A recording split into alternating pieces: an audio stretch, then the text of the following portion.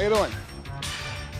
I'm your host, John Fiore. I appeared in 2 seasons of The Sopranos, the controversial saga of a New Jersey crime family.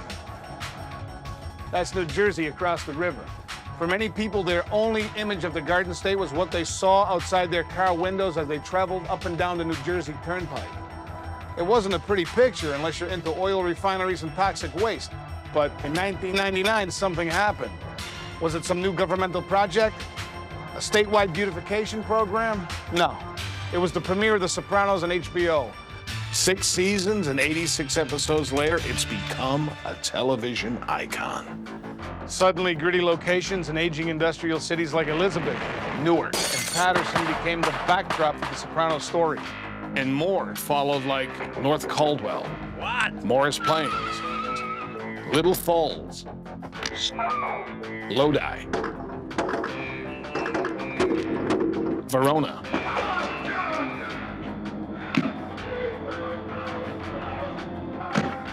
Many of these locations have become household names like the Bada Bing in Pizza Land. Tourists from all over the world want to visit the Soprano family home. And Holston's, where the last scene was shot. And it's really something. I did about a dozen episodes as Gigi Sestone, a Capo and Tony's crew. I even whacked a few guys, but you know what? I'll always be remembered for what happened to me in episode 34. I died. No hail of bullets, not even one neat shot behind the head. I died literally in the head.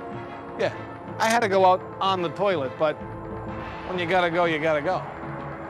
But I sure love being part of The Sopranos, a true cultural phenomenon. So by popular demand, I'm gonna take you on an exclusive tour of the actual locations where The Sopranos are shot, both with a camera and a gun. Bang, bang, bang, and he shot him. Along the way, you'll meet some of the cast and crew. The weapon of choice? A baseball bat.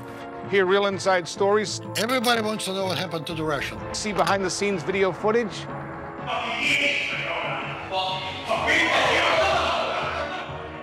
And a whole lot more. I'm gonna give up what happens in the 5th season.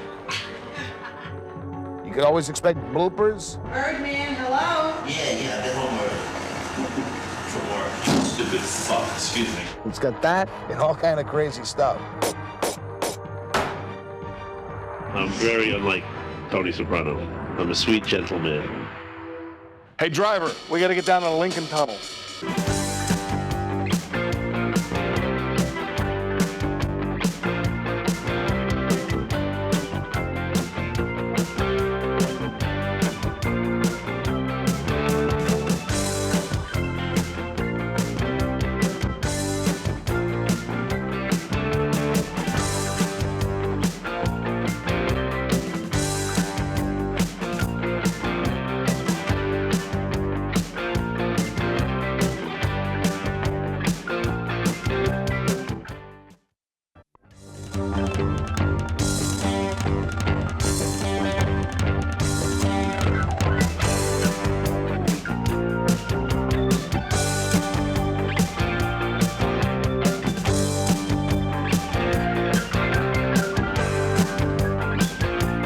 Well, this is it. Some say the most famous house in TV history.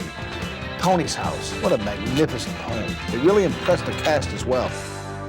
When Richie drives up to Tony Soprano's house, and the first thing he sees is that very impressive circular driveway and that monolith of a house, it's a pretty nifty layout.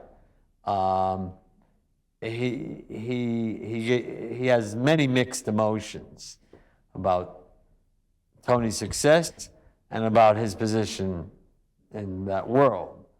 That house is used for the exteriors only now.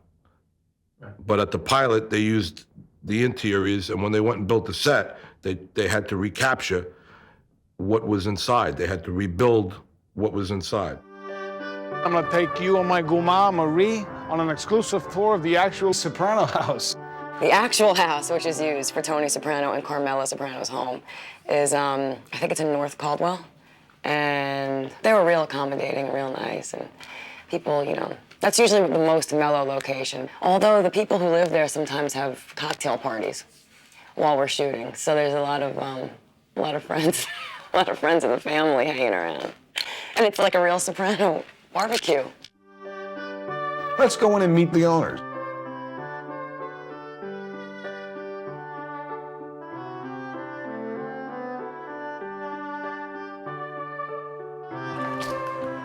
Hey. Hi. Patty. Hi, John. How are you? What's going on? Marie. Come on in. Hi, Maria. How are you? Good to Thanks see for you. having us in today. Beautiful home. Thank you very How long much. have you lived here?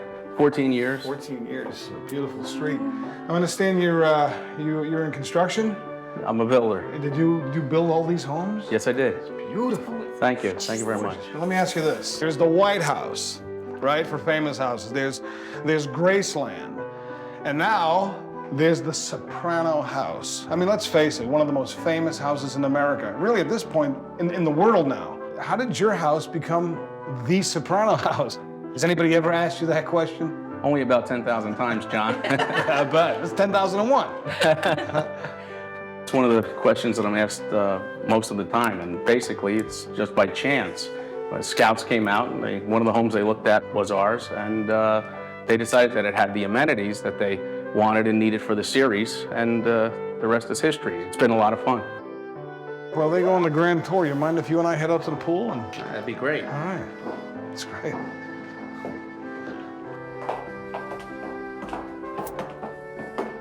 Oh, Patty, what a gorgeous dining room.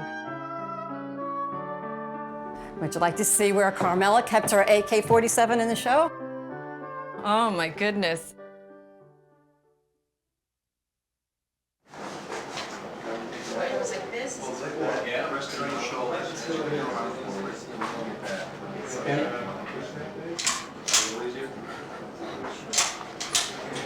It's the double martini. Go like this. Take it out like that. Okay. That's all right by you. Jeez, Louise, Camilla, what are you out of your mind? Would you like to see some more? I would love to.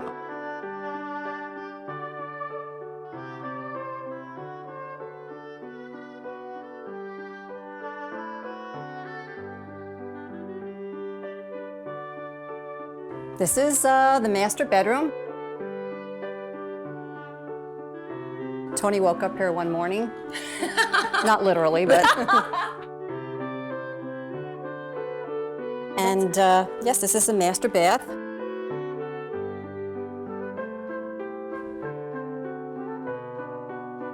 That's a small TV sitting room. Oh, it's lovely because it goes right outside too. Yes. Oh, beautiful. My compliments. It's Thank you. gorgeous.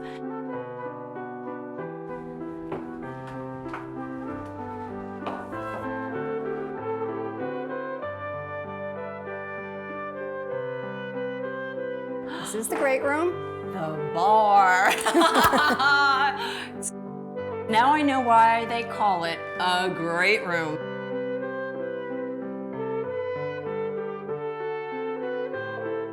Well, they actually used this room. They patterned the Silver Cup studio set after this room. They changed a few things. It was really a thrill to walk in the room and see everything almost alike. One of the most amazing things was Tony Soprano's home, because I had worked there, and when I went back to Silver Cup for the first time and was looking at the set, I couldn't believe how they were able to duplicate it to such a degree. It was just perfect. It really is amazing what the set designers, what they can do. They can move walls in, move them out. It really is, they say the magic of film is very true. It is another lovely area. Thanks. Let's continue.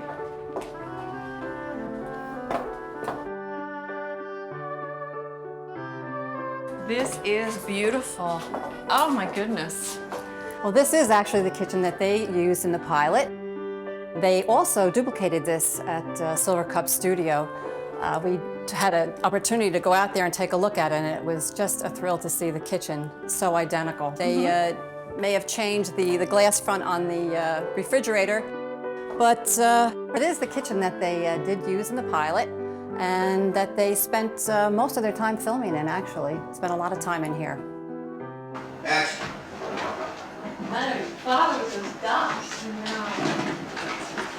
Girls, you gotta have more than just cranberry juice for breakfast, all right? You need brain food. Happy birthday, handsome. Mwah. 13. Yeah, he doesn't act it. Male, female duck clean at home and put on the day. Ah, Disgusting.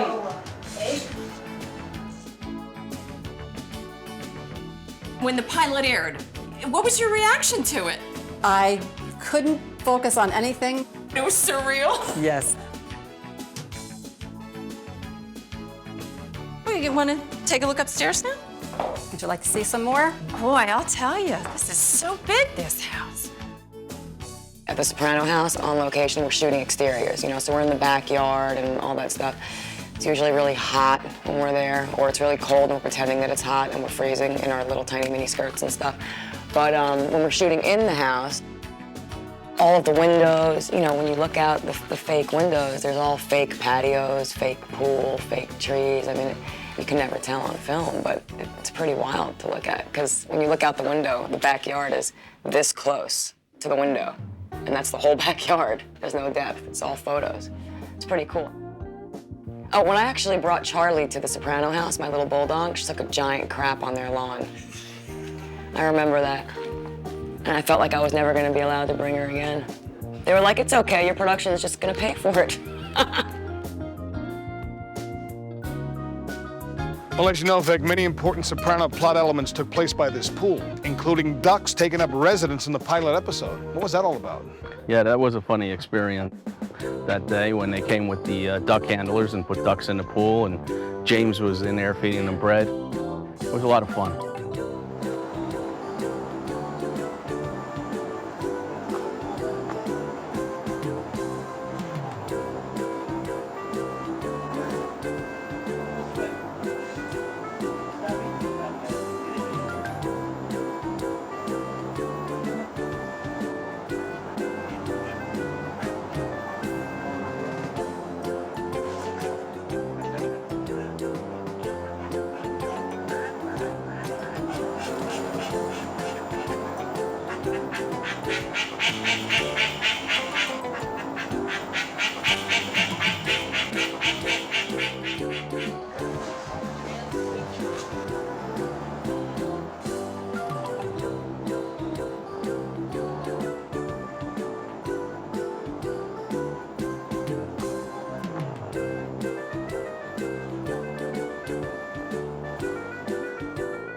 Well, it's one thing to talk about ducks in the pool, but I hate to bring it up, but Soprano fans remember when Patsy Parisi donated something else to that pool. John, don't remind me. I'm sorry, Vic, but I have to remind you about the time that Danny Grimaldi, who plays Patsy Parisi, decided to relieve himself right here in this pool.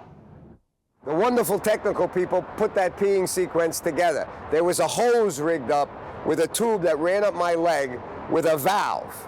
And the funny thing was to try to get the arc of the stream so that the camera could pick it up and still play drunk, create the drunkenness, and have the waving stream so that the camera could pick it up. So Dan says, it's gonna look real. I said, yeah, it's gonna look real. So everybody's ready, all right, action.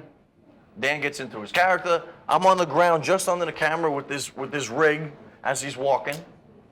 And I'm supposed to let a little bit of water go to make it look like he's trickling, and then, so it looks real. Instead, I love Dan. I go full throttle, and he shoots clear across the pool and doesn't even make it in. And he said it's the most power he's ever had. The first time we went to the set, which was to be used as Tony Soprano's house, it was a little odd because you had a beautiful house in a reclusive area, and there was a lot of excitement, and we didn't want to break anything, and we were afraid to go into certain rooms, and and then you had the pool and everything in the backyard. There was a friendly atmosphere, and there was a lot of improvisation going on because, you know, it was a barbecue scene. And it's the first time the cast really got together on the pilot like an ensemble. We were all hanging around waiting to shoot, and I think the funniest thing that happened was, for me as an actor, was everybody was trying to get camera time. And if you look at the barbecue scene, you can see that, you know, like they knew where the camera was, and they wanted to get seen, because it was the pilot. Everybody was improvising, so me, I just shut up. I didn't say anything. I just kept quiet. But Tony Sirico got enough, he said enough. He likes to get his camera time in. Tony Sirico and I have a relationship. It's not just an acting relationship, it's a relationship between close friends. And I think what happened is that David Chase saw that and combined the characters of Paulie Walnuts and Big Pussy and made these guys friends on the show because we already had bonded in real life. I hope in the future we'll work together again, and maybe I'll have the opportunity to whack him because he's always whacking me. This is another room that they set up to use in the show, but they actually didn't film in here. But this is the window that Meadow climbed in after being out late one night.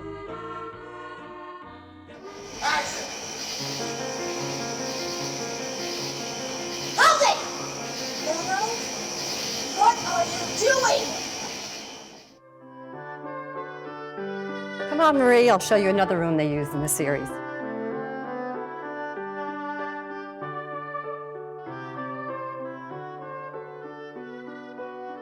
This is the family room. Wow.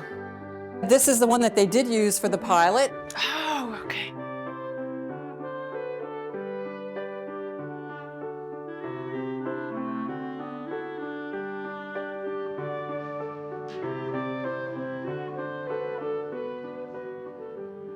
Action during these laser discs are incredible.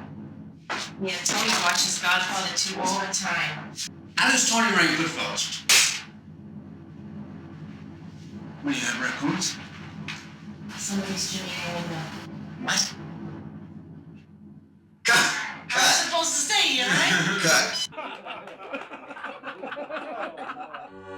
You know, Vic, one of the most asked questions is just what's in that refrigerator Tony's always going into.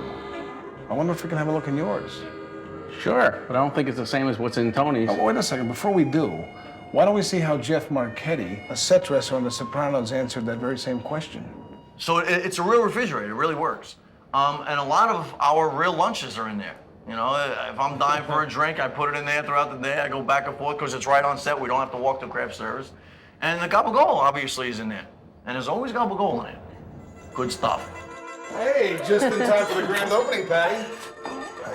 Well, like every good Italian household, we have 4 or 5 sticks of pepperoni, provolone, homemade wine. John, would you like a pepperoni for the road? You know, thanks, Patty. I've got my own. Thank you. Okay, next listen, time. You guys have been fantastic. I gotta tell you. Thanks for letting us into your homes. Our pleasure. We're gonna go. Vic, thank you. Hey, you're Patty, very welcome. Thank you so much. Bye. It's been great. Thanks a lot.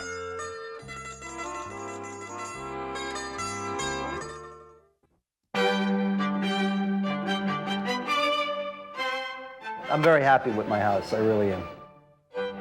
It's in northern New Jersey, northwestern New Jersey. It's a great place. It's a beautiful home. The people who own it are really very cooperative with us. I mean, they seem to enjoy the fact that we use it. And it's a great place. It's very expansive. And I think it was a good choice for the New York underboss. I opened the door, and there were 3 people standing there.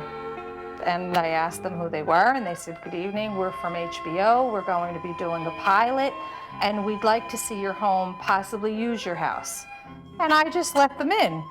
And we stood in the foyer, and we talked, and they started walking around, and they went out to the deck, and I later found out who they were. It happened to be David Chase and 2 of the writers. And David Chase had told us he wanted to use this house in this town because he grew up here. And he liked North Caldwell. The funny thing was, when they came here originally, they wanted to use the house for Tony Soprano's house. However, they were building a house next to us, and they couldn't take the chance that the noise from the house being built would interfere with the filming. Surprisingly, 2 years later, in the summer of 2000, David Chase came back to the home, And it was then that they told us that they had selected our home to be used as Johnny Sack's home. That's how they started to use the house. They began filming in late September. They were great, everybody was fine, they couldn't have been nicer, they took great care of the house, they treated our children well, they treated the neighbors well. We had a lot of fun that day. It was a great experience for us. We'd do it again in a second. Vince Scratola came in here. He was phenomenal. The rest of Sopranos, Tony, Vinny, Jimmy, Uncle Tanous, the whole bunch, they were fantastic. They came in here like we were gold. At one of the filmings in season 5 at our home, it was a very cold day. The lower level of our house was where we housed all of the makeup artists and the clothing specialists and the actors. Tony Soprano was down here just hanging out, waiting in between takes, and I was by the sink making soup because it was very, very cold. And I had given soup to the director, and Tony wanted to know why I didn't make him soup. And I said, well, I'll make you soup, no problem. And as I'm pouring the soup, he's taking his coat off, and he's taking his hat off and his scarf, and all of a sudden he starts to unzip his pants. And I was at the sink, and I turned the water off, and I said, excuse me, what is it that you're doing? And he said, I'm taking my pants off. And I said, you're not taking them off here. And he says, don't worry about it. I have pantaloons on underneath. And I said, well, that's all right. I just can't take much more, so just keep it safe. Although I know a lot of women would love to see him without his underwear or without his pants, it was just a little too much for me to handle that day. So we decided to keep it clean, keep all clothes on unless you were in a room where nobody could see you.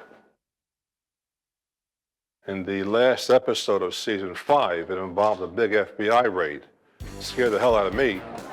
And I'll tell you, see all those FBI agents come from the woods and the street and the cars with guns drawn, FBI in the back of their jackets. Even though it was acting, it was pretty scary. There were about 20 FBI agents coming by with shotguns and rifles, etc., surrounding the house. And there was ice outside. And they did quite a few takes on this. And when they came to the door with the battering ram, I didn't know what was going to happen. I was watching from the dining room, and I see some of the FBI agents coming out with a battering ram. I panicked, and I turned to April, one of the set directors, and I said, what are they doing with that? FBI. They're not going to knock my door down. Open up. And she said, don't worry, we're not really going to break the door. When you hear a bunch of guys saying, FBI, open up, you want to run away yourself because it's very, very intimidating. There was a blizzard the day before they filmed, so it was very difficult for them and the crew to keep this house in good shape. They had at least 100 people here, in and out, so they were very careful, but they were great. There was a lot of action going on, and I think they wanted to show all angles of the FBI moving in from all sides of the house, and that was where they set up their cameras outside to do that angle work. And they also put very large cameras out on the back porch. When they were shooting the scene outside, because of the snow and the tight quarters on the patio, there were quite a few people there. There were just 2 actors, Tony and Vince Scratola, who was Johnny Sack's, of course. So when Johnny Sack and Tony met, they met down here on the patio. The FBI surrounded them from inside the back, from out of the woods, over the pool, whatever. There was a whole conglomerate of crew here, and the FBI came from all different directions. Tony ran away first. Johnny Sack ran from the FBI, tore his ass around this corner, and jumped into the snowbank. It was tackled by one of the FBI men. Tony Soprano ran through the woods like a bear, running up and down the snowbanks. But then again, when the Sopranos come here, all hell breaks loose. By the way, right across from those woods is Matarazzo's farm. When Ralphie got whacked in season 4, Tony and Chris buried his head out there with the backhoe. They buried the head at a farm, and the weird thing about that location, the farm that we used was in North Caldwell, and just over the hill you could see Johnny Sack's house, the house that we used for Johnny Sack.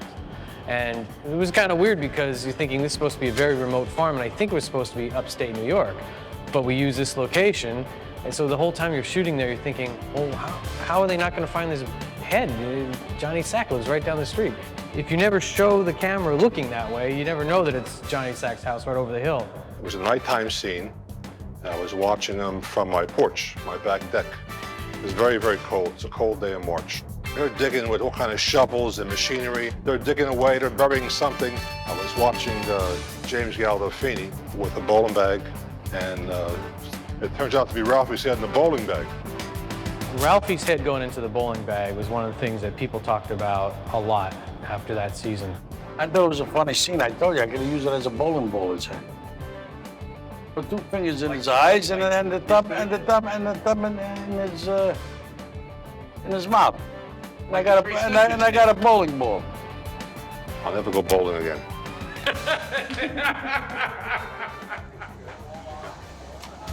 Hey, let me tell you about the episode with the Maserati. It took place in the middle of the 5th season. The funniest part of that day that I remember was we were all standing out in the street and Tony Soprano had a flowered print shirt on. Tony Soprano's double had a flowered print shirt on, and there walked out my husband out of the house with a flowered print shirt on. So it kind of got a little confusing as to who was who, and I was hoping that maybe Rich could get into that Maserati and they would just think it was Tony Soprano and we could just keep it for a while, but... It was a nice warm day. Tony Soprano was here with Johnny Sack, and Johnny Sack was showing Tony his new Maserati. Beautiful car.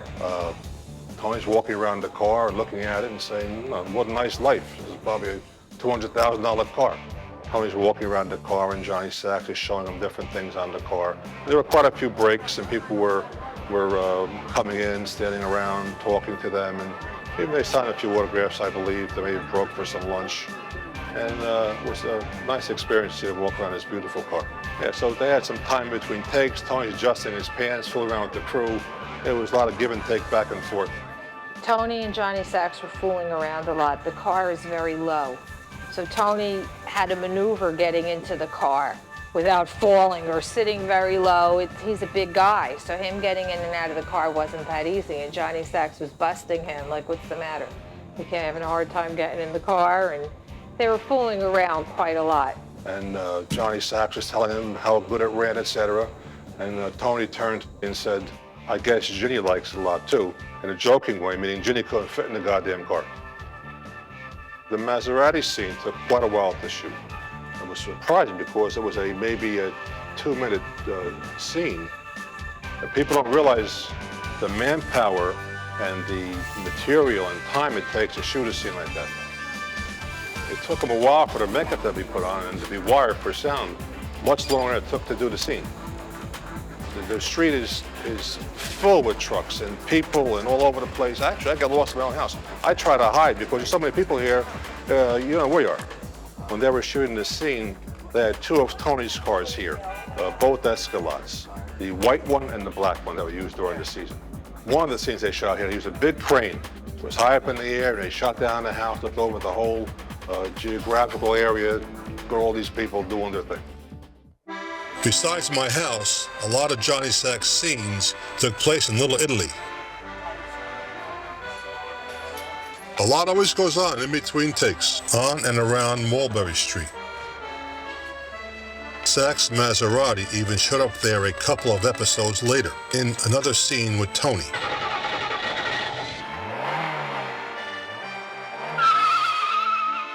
There was always a lot of fun when the Sopranos were filming.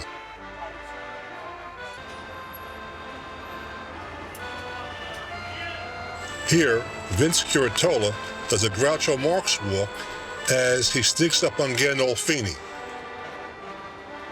There were lots of scenes featuring the New York guys like Phil Leotardo and Carmine Sr. at the social club in Little Italy. On The Sopranos, my shots are usually shot in New York. But this is where the real stuff is, on Mulberry Street.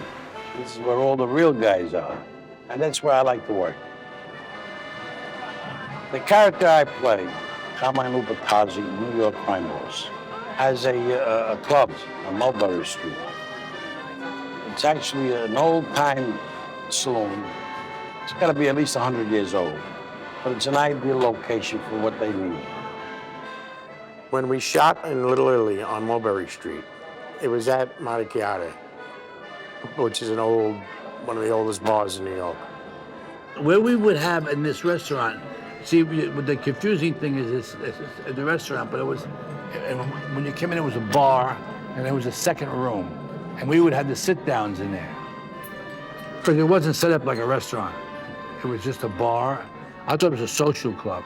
I believe it might have been a social club years back, but now it seems like it's more of a tourist attraction. What you see is what you saw on The Sopranos. It's exactly the way it is. No set designing, nothing of that kind. That bar actually doesn't get changed very much when we shoot in there. If you go in any given night, it'll look almost exactly like the set. You would see the wall separating the two rooms. If you're sitting in the back room, you would see that one wall with all the coat hangers all in a row. That's exactly how it is when we shoot in there, and that doesn't change when we're done. And you have all the old pictures on the wall and the big wood bar in the front room. And that's not something that the film company puts in there. That is exactly how the location is. The only thing that they do in the bar to make it easier to shoot is cover the mirrors behind the bar, because otherwise you'd never be able to hide all your film equipment and the lighting.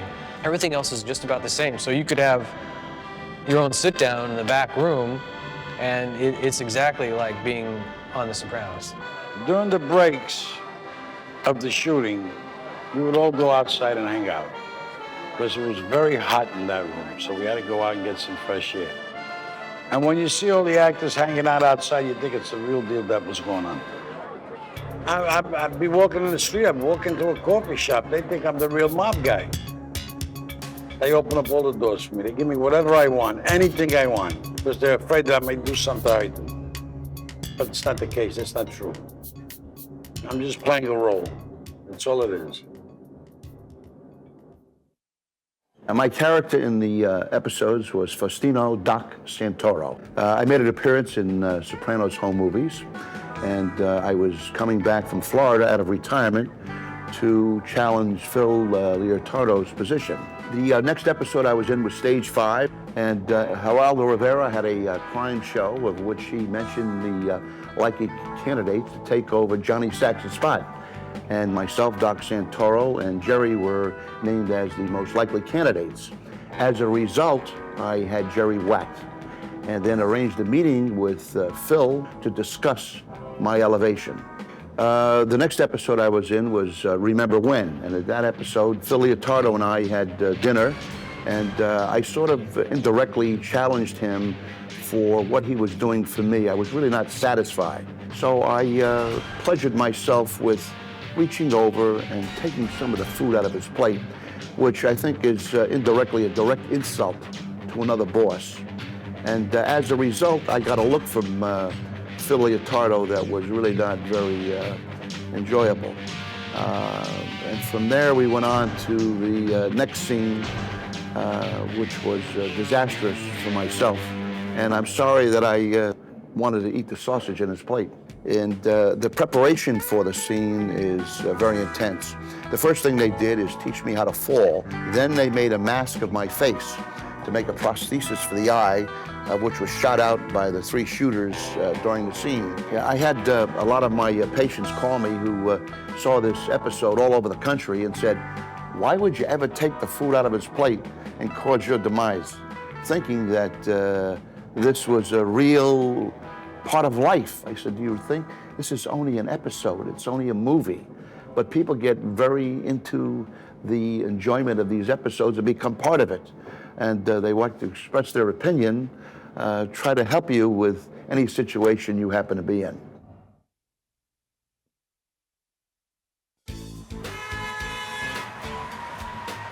We did a big scene at the old Homestead Steakhouse in New York City.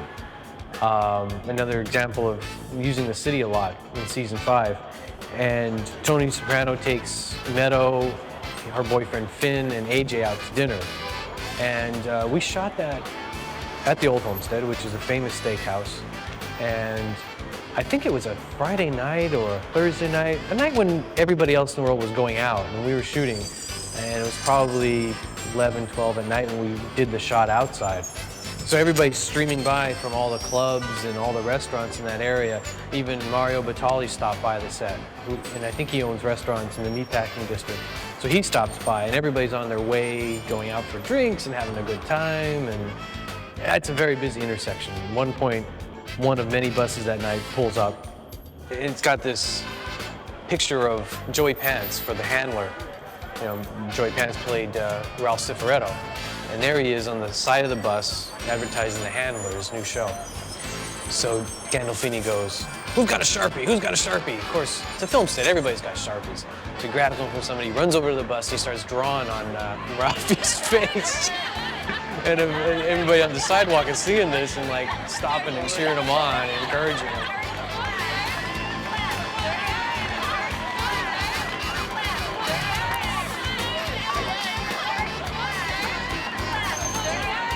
Well, that was one way for Tony to get even with Ralphie, but I mean, chopping his head off was another way too. It's better to draw on his face than to chop his head off.